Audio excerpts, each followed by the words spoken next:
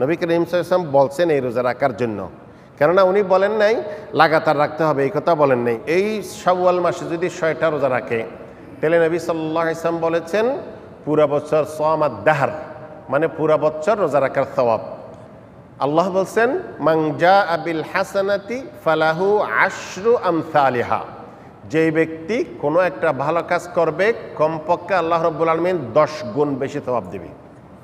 তাহলে এক মাসে 10 মাস, এক মাসে 10 মাস, আর 6 দিনে 30-60 দিন, তাহলে 12 মাস, মানে মোট 12 মাস রোজা রাখার যে সওয়াব দিতেন এগুলো আল্লাহ রাব্বুল আলামিন আমাদেরকে দিবেন। এই কথা কে বলেছেন? যিনি কোনো সময় মিথ্যা কথা বলেন নাই, যিনি নিজের মনের থেকে মন গড়া কোনো বলে নেই, উনি কে?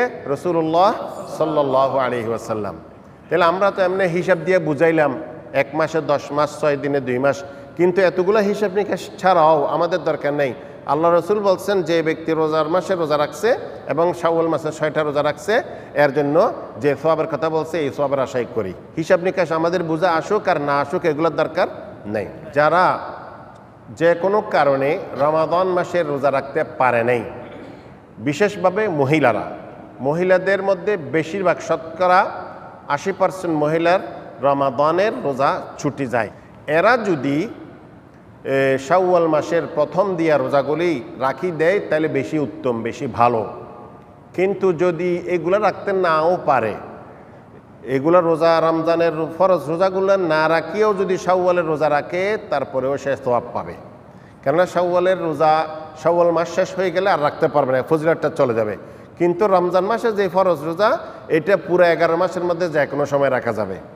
এটার দলিল স্পষ্ট বুখারীর মধ্যে আছে। নবী করিম সাল্লাল্লাহু আলাইহি ওয়াসাল্লামের যেই একদম ছোট স্ত্রী হযরত আয়েশা সিদ্দিকা রাদিয়াল্লাহু তাআলা আনহা, উনি বলেছেন অনেক সময় রমাদান মাসে যে রোজা ছুটি যেত এগুলো রাখতে পারতাম না, কিন্তু শাবান মাস আসলে রাখতাম, একদম লাস্ট মাসে। এটা দলিল হচ্ছে ওগুলো না রাখিও যদি, এগুলো দেরিও যদি করে তাতে কোনো আপত্তি নেই, তবে যত সম্ভব তাড়াতাড়ি করা উত্তম। কেন কখন মালাকুল মউত আসে সেটা তো আমি জানি না, সেজন্য রাখাটা উত্তম। এটা একটা মাসআলা। আরেকটা মাসআলা হচ্ছে কেউ কাজের কারণে যে ভারী কাজ করে কোম্পানিতে বা নিজের কাজ হোক, এই কারণে পুরো সপ্তাহ রোজা রাখতে পারে না, শুধুমাত্র শুক্রবারটা তার জন্য আছে। তাহলে সে যদি এই শুক্রবারও এই 6 রোজাগুলো রাখতে চায় তাতেও কোনো সমস্যা নাই। কেন? এই রোজার জন্য কারণ আছে। নবী করিম সাল্লাল্লাহু আলাইহি ওয়াসাল্লাম বলছেন এই রোজা রাখার জন্য। কেননা উনি বলেন নাই লাগাতার রাখতে হবে, এই কথা বলেন নাই। উনি বলছেন শাওয়াল মাসে 6টা রোজা রাখলে হবে। রমজান মাসে রোজা রাখার পরে শাওয়াল মাসে যদি 6টা রোজা রাখে তাহলে 6টা রোজাটা এক লাগাতারও রাখতে পারে। কেউ ঈদের পর দিন থেকে ধরিয়া 6 দিন লাগাতার শেষ করে দিয়েছে, বুধবার পর্যন্ত অথবা মঙ্গলবার পর্যন্ত, অথবা সপ্তাহে 2 দিন রাখতেছে, অথবা এক সপ্তাহ 3 দিন, এক সপ্তাহ 3 দিন রাখলো, অথবা বৃহস্পতিবার আর সোমবার, এই যেমনি রাখুক 6টা রাখলে হয়ে যাবে। কিন্তু যেই লোক ভারী কাজের কারণে, অফিসিয়াল ঝামেলার কারণে রাখতে পারতেছে না, সে যদি ছুটির দিনও রাখে, শুক্রবারেও রাখে, তাহলে তাতে কোনো আপত্তি নেই। কিন্তু যাদের জ্ঞান কম, জ্ঞানের স্বল্পতা, তারা তো বলবে যে কিরে রাসূল সাল্লাল্লাহু আলাইহি ওয়াসাল্লাম তো নিষেধ করেছেন শুক্রবারে রোজা রাখার জন্য। তাহলে দেখতে হবে এখানে নবী করিম সাল্লাল্লাহু আলাইহি ওয়াসাল্লাম যখন যাকে নিষেধ করেছেন ওনাকে কি কারণে নিষেধ করেছেন এটা দেখতে হবে। সেজন্য বড় বড় উলামায়ে কেরামদের কাছে আমাদের যাওয়ার দরকার এই কারণেই যে উনি বলছেন অকারণে আমার কাছে কোনো সমস্যা নেই, শুধু আমি রোজা রাখবো শুক্রবারে, এই দিন রাখতে নিষেধ করেছেন। কিন্তু শুক্রবার যদি আরাফাত দিন পড়ে, শুক্রবারে যদি মুহররমের 10 তারিখ পড়ে, শুক্রবারে যদি 10, 11, 12, 13, 14 মধ্যে পড়ে, ওখানে তো আগে পিছিয়ে থাকে, কোনো সমস্যা নেই।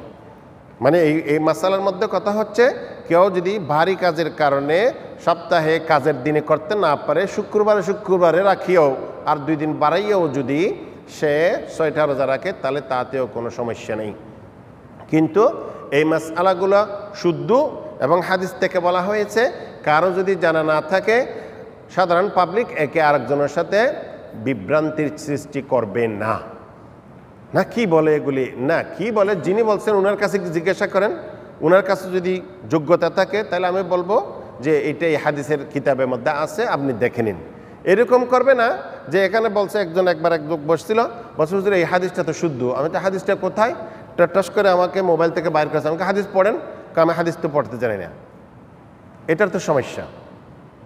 কেননা যে হাদিস শুদ্ধ বলছেন উনি, আমি তাকে তখন বলছিলাম, আমাকে দেখেন আপনি তো হাদিস পড়তে জানেন না, এই হাদিসটার মধ্যে কয়টা অংশ আছে জানেন আপনি? এই হাদিসটার মধ্যে 2টা অংশ আসছে।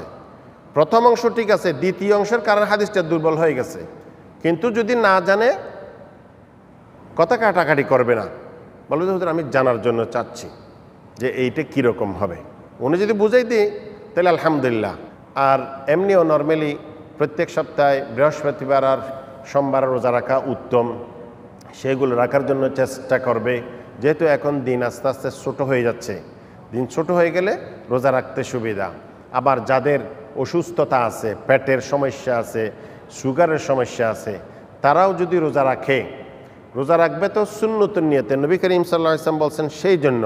কিন্তু সুন্নতের নিয়তে আপনি রোজা রাখছেন, সেই জন্য আল্লাহ রাব্বুল আলামিন আপনার পুরস্কার হিসাবে আপনার অসুস্থতাকে সুস্থতা দিয়ে বদলাই দিবেন।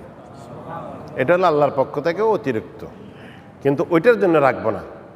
হ্যাঁ, যে আমি খানা নিষেধ করছে আমি ডাক্তার, যে দিনের 8টা থেকে রাত্রে 8টা পর্যন্ত, তো এটা যদি সকাল ফজর নামাজের আগে সুবহ সাদেক থেকে মাগরিব পর্যন্ত করতো তাহলে তার রোজাই যেত। কিন্তু সে মুসলমান, হয়তো তাকে এই বুদ্ধি কেউ দেয় নাই যে আপনি সুবহ সাদেক থেকে নিয়ে সূর্য ডুবা পর্যন্ত করেন। এটা বলছে না না, এটা রাতের 8টা থেকে দিনের 8টা, এই ধরনের তো কোনো সমস্যা নেই, আমি এটা ফজর আগে থেকে ধরলাম। তাহলে সে সওয়াব পাইল এবং এটার সাথে সাথে তার রোগ মুক্তিও হয়ে গেল। রোগ মুক্তি কোত্থেকে আসে? আল্লাহ থেকে। সেই জন্য আমরা রোগ মুক্তি আল্লাহর কাছেই চাইব। ডাক্তারের কাছে যাব, উনি যেগুলো বলে সেগুলো বলবো। যদি শরীয়তের বিরোধী না হয় তাহলে সমস্যা নেই। শরীয়তের বিরোধী হলে ওনার কথা গ্রহণ করা যাবে না। আল্লাহ রসুল বা কোরআন হাদিসের জ্ঞান যাদের কাছে আছে তাদের কথা অনুযায়ী চলতে হবে।